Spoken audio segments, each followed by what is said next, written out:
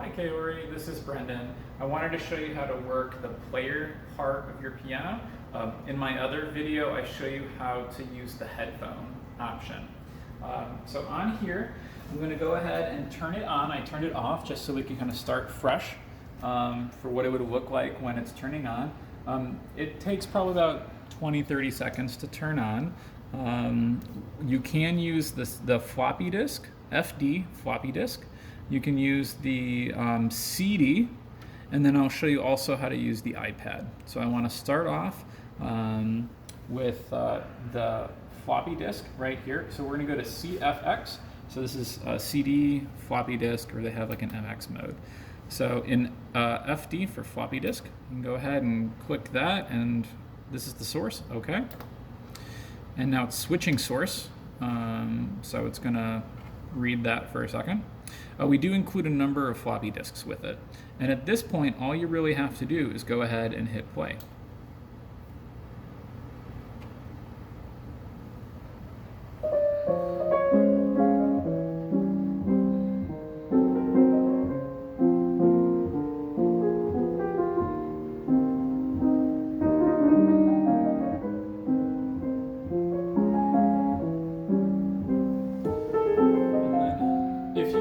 You can control the volume with these two buttons very easily.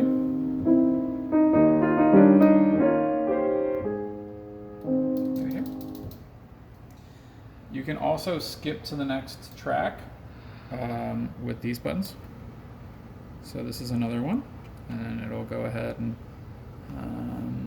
I think I need to.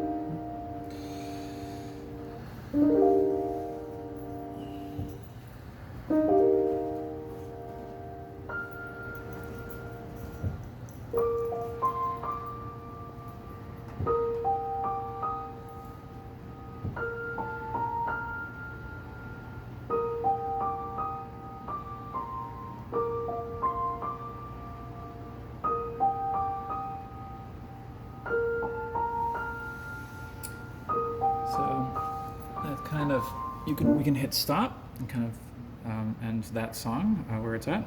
Now I'm going to go here, and I'm going to go ahead and I'm going to select CD, and I'm going to hit OK. So now it's switching source now to the CD drive. So I'm going to go ahead and I'm just going to go ahead and hit play here for this. It takes a second to load up. Go ahead and hit play.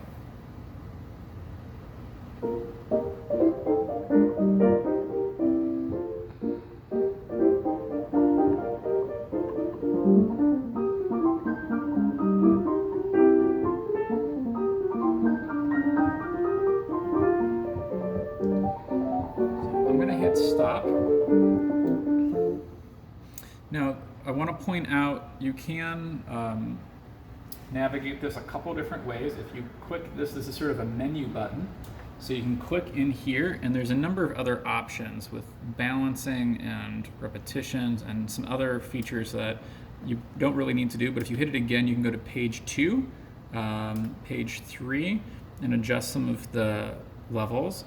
I wouldn't necessarily recommend doing that, but your piano does come with the manual if you do want to dig more into that. But for the most part, you're just going to use the CFX right here to pick which source, and then you hit play from here. Now, when you're in CD mode, we can actually use, there's a CD source in on the back, and that's how we actually added the wireless functionality. So on the back here, there's actually a red and a silver cable right here that go into what's called CD in. So we want it to be in CD mode, and then these cables actually go all the way back here to a little Bluetooth receiver. So it's tucked away so you don't see it. Now, I only point this out because right here, kind of behind the speaker, right here, there's a small little box, and you're going to want to push that button once at one point. This is a little Bluetooth receiver that we mounted back here, and basically it's going to receive the audio from the iPad. So to wirelessly make it work, what we're going to do is we're going to go to your system settings, and in Bluetooth, this is just called the Logitech BT adapter. So we're connected to it right now. The first time that you connect to it, you might need to push the little button back there one time, just so that that little device knows that you really are trying to connect to it. You own both devices. It would be kind of weird if your iPad could accidentally connect to your neighbor's Bluetooth device. So at least one time, you're probably going to need to push that button to initially set it up. But it should connect pretty easily between your iPad and the little Bluetooth adapter in the piano that's going to send the audio signal into the player system. So we have it connected to the Bluetooth audio Logitech BT adapter, and you're just going to want to be connected whenever you want to use your iPad here. Now, right now, when I go ahead and I hit play, there's a app called Piano Disc app, and in the App Store, let me pull this up real quick. If you just search Piano Disc, there's going to be the remote that for $40, you don't need that. This one for free. It's going to look like this.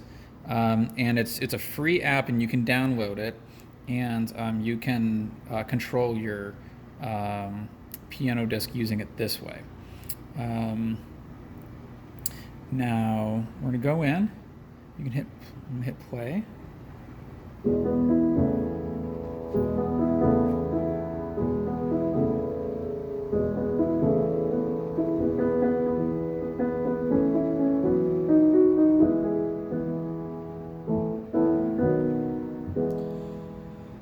Now, when you first open it up, you can go to My Music, and they'll have and they probably won't have any albums ready. If you go to Settings and you download, it says download complimentary. Oops, 1 second here. It'll say download complimentary music library. You can click this, and you can download it, and then it'll open up for some of the free music that comes with. You can also load other music in. So if we go to My Music, there'll be different albums here. Go ahead and click one. It'll pull up the songs, and we can say maybe sing. Another thing to keep in mind,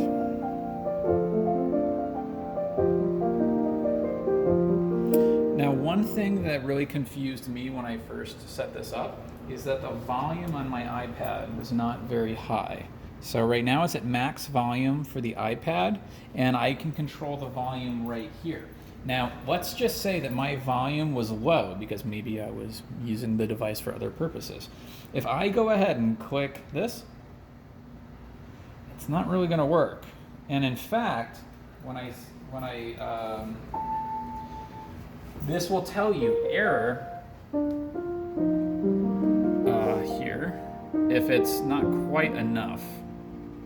Like if the volume is kind of loud enough, but not really loud enough, this will keep playing, and this will actually give you a little bit of an error code, because it's not really playing properly.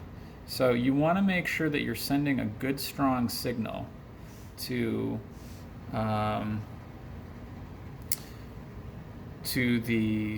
player system here. So very, very important.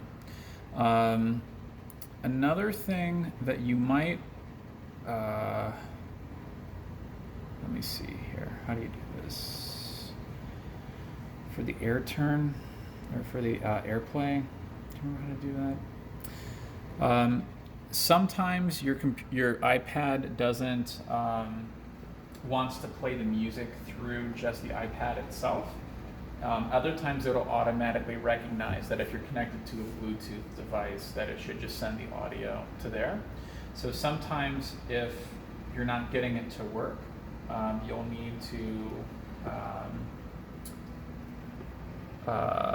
go into iTunes, and you'll need to make an adjustment for how the music is coming out, whether it's coming out your speakers or if you're coming out the device. It looks like somebody took iTunes off of here, so I don't have it handy to show you, but you can make the adjustment in iTunes, or if you swipe down, there is a little guy right here for the AirPlay, and for that's AirDrop.